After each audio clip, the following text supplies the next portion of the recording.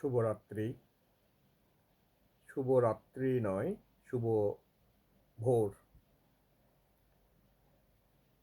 আজকে 26শে সেপ্টেম্বর 2024, চট্টগ্রাম থেকে বলছি। এখন ভোর 4:10। সুপ্রভাত সবাইকে। সারা বিশ্বে যারা যে এখান থেকে আমাকে দেখছেন সবাইকে সুপ্রভাত। কিছুক্ষণ আগে ঘুমের থেকে উঠে প্রার্থনা করলাম। যদি প্রার্থনায় কোনো পুণ্য রাশি সঞ্চয় করে থাকি, সে সকল পুণ্য রাশি যারা আমাকে দেখছেন, যারা আমার আত্মীয় স্বজন, বন্ধু বান্ধব এবং শত্রু মিত্র, আমার পিতা মাতা, ভাই বোন এবং সারা বিশ্বের সকল প্রাণীর উদ্দেশ্যে আমার সকল পুণ্যরাশি আমি দান করলাম। আমার এই পুণ্যরাশির প্রভাবে আপনারা সকলেই সুখে থাকুন, সকল প্রকার রোগ ব্যাধি থেকে মুক্তি লাভ করুন এবং সকল প্রকার অন্তরায় দুঃখ থেকে মুক্তি লাভ করে সুখে শান্তিতে বসবাস করুন। আপনাদের মনস্কামনা পূর্ণ হোক। এই সময়টা ব্রহ্ম মুহূর্ত, 2:30 থেকে 3:30 4টা পর্যন্ত আমি প্রার্থনা করি এবং বুদ্ধ বন্দনা করি, ধ্যান করি। এই সময়ে ধ্যান যখন আমরা করি তখন অনেক প্রশ্ন জাগ্রত হয়। আজকে যে প্রশ্নটা ধ্যানে জাগ্রত হলো তা হলো মানুষের জীবনধারা এবং আমাদের এই প্রকৃতির সাথে তার সম্পর্ক। আমরা আমাদের শরীরকে নিয়ে যদি চিন্তা করি, আমাদের এই শরীর পানি, বায়ু, মৃত্তিকা এবং অগ্নি দ্বারা সৃষ্টি। আমাদের শরীরে পানি মানে রক্ত প্রবাহিত, মৃত্তিকা মানে শরীরে যতগুলো মাংস পেশি সবগুলো মৃত্তিকার, এবং আমাদের অগ্নি শরীরে সবসময় তাপ উৎপাদিত হচ্ছে এবং বায়ু নিঃশ্বাস শ্বাস আমরা নিচ্ছি। পৃথিবীও এই 4টি উপাদানে গঠিত। 4টি উপাদান বিহীন পৃথিবী সৃষ্টি নয়। আমরা যদি গভীরভাবে ধ্যান করি তাহলে আমরা পৃথিবীর এই 4টি উপাদানের সাথে আমাদের উপাদানকে আমরা একাত্ম করতে পারি। জলের সাথে জল, প্রাণের সাথে প্রাণ, বায়ুর সাথে বায়ু, মৃত্তিকার সাথে মৃত্তিকা এবং অগ্নির সাথে অগ্নি। আমরা যখন গভীরভাবে ধ্যান করি তখন আমরা আমাদের শরীরের প্রতিটি অংশকে আমরা বিশ্লেষণ করতে পারি। আমাদের এই চক্ষু বিজ্ঞান, সেটা অনন্ত বিজ্ঞান। সে চক্ষু দিয়ে আমরা যেভাবে দেখি রূপ এবং সমস্ত আকার, সে চক্ষু বিজ্ঞানকে গভীরভাবে জ্ঞাত হলে সেই চক্ষু স্মৃতি উৎপন্ন হয়। আমরা আমাদের যে ইন্দ্রিয়গুলো দিয়ে আমরা বায়ু গ্রহণ করি এবং বায়ু ত্যাগ করি, আমাদের নাসিকা, মুখ, গহ্বর, সে বায়ু বিজ্ঞানকে যখন আমরা বিশ্লেষণ করি, সে বায়ু বিজ্ঞান কিভাবে আমাদের শরীরের মধ্যে প্রভাবিত হয়, ক্রিয়া করে, তা আমাদের জ্ঞাত হয়। এই বায়ু চক্ষু বিজ্ঞানের মাধ্যমে আমরা আমাদের রক্ত প্রবাহের গতিবিক প্রকৃতিকে আমরা জ্ঞাত হই এবং এই 3টি প্রক্রিয়ার মধ্য দিয়ে আমরা আমাদের শরীরের যে অগ্নিকে আমরা অনুভব করতে পারি। চক্ষু বিজ্ঞান নিয়ে যদি আমরা আলোচনা করি, চক্ষু আসলে এক উত্তপ্ত অগ্নিকাণ্ডের মতন। সেখানে যে আলো চলছে সেটা অনেক উত্তপ্ত। তাহলে এই শরীরের উত্তাপ আমরা অনুধাবন করতে পারি এবং এই অগ্নি, বায়ু এবং এই জল প্রবাহের মধ্য দিয়ে আমাদের যে শরীরের মাংস, পেশি, হাড়ের বৃদ্ধি প্রবৃদ্ধি হয়, শরীরের ভিতরে অঙ্গ প্রত্যঙ্গে যে বৃদ্ধি প্রবৃদ্ধি হয়, অর্থাৎ মৃত্তিকার বৃদ্ধিগুলো আমরা বুঝতে পারি।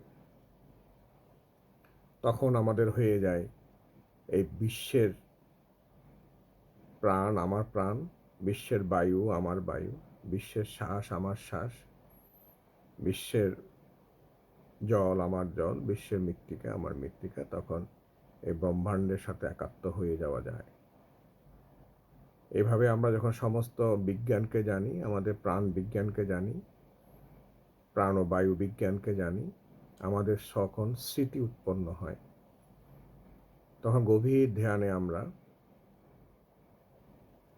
যদি পিছনের দিকে তাকাতে থাকি,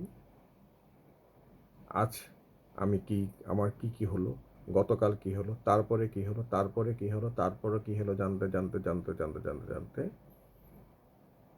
একজন ধ্যানী প্রথম যখন পৃথিবীতে জন্মগ্রহণ করে, মাতৃগর্ভ থেকে ভূমিষ্ঠ হয়, সেই মুহূর্তের জ্ঞান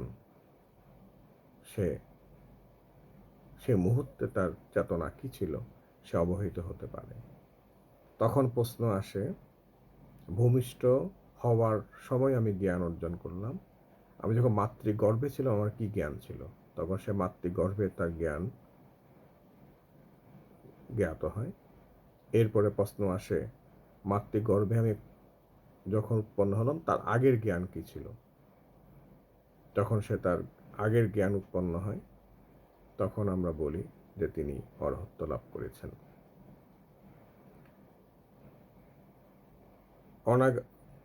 অনাগামী এবং অরহত্ব ফল লাভ করার পরে